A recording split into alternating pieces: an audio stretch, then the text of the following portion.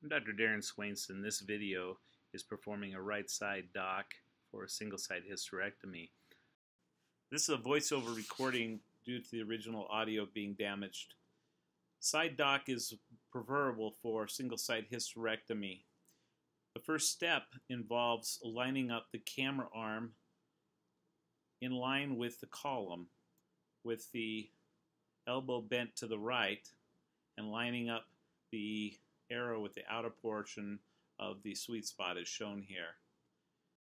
The camera arm must be completely lined up straight and vertical with the center column. After this first step is done, I want you to visualize what it looks like. See the straight up and down angle of the camera arm. I'm playing with it a little bit to kind of adjust it perfectly, but it's in the outer sweet spot, bent to the right. It's exactly lined up with the column of the cart. That's the first step. I hope that view helped. Second step is my assistant has his elbow over the patient's shoulder aligned with the single site port. Now the person driving the cart has a target. They can drive the cart by lining up the column and the camera arm with the line created by the assistant over the patient's shoulder, lined up with the single site port. When it is driven incorrectly, there'll be an imaginary line lining up the surgeon's arm with the cart. You'll see the person driving will turn that so that that line is correct. So the line is now correct with the doctor's arm, and they will come in until they're right over the top and stop right at the single site port.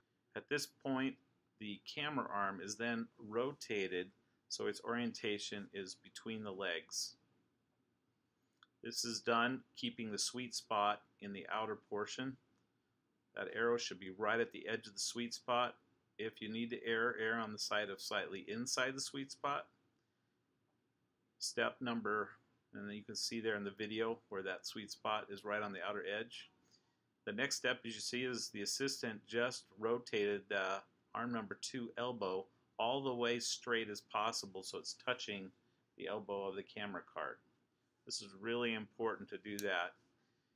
Now that we've done this, the person driving the cart is going to move in without touching anything. Move it in right over the patient's single site port.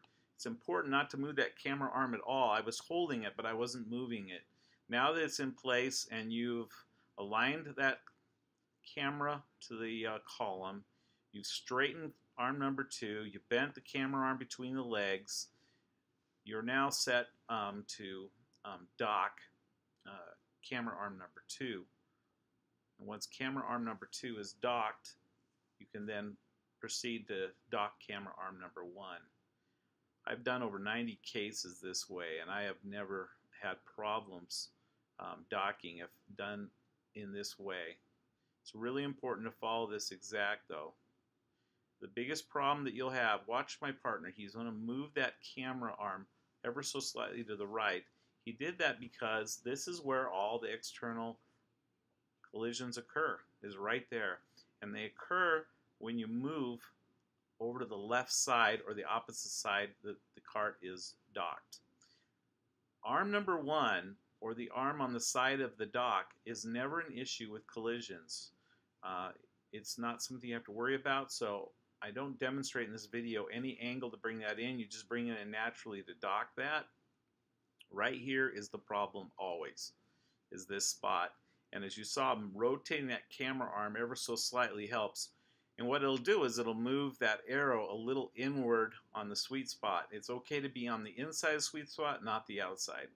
And as you can see here, you can rotate quite far over to the left without a collision. You can see where that collision occurs. I'm demonstrating that. If you need the arms to move out more lateral than that to the left, then you have to have the assistant rotate that camera arm ever so slightly to the right, making sure that arm number 2 is kept straight and up against the camera elbow. This is what the dock looks like from the top. And you can see these arms, how they touch, the straightness of the operative arm number 2, how those elbows touch.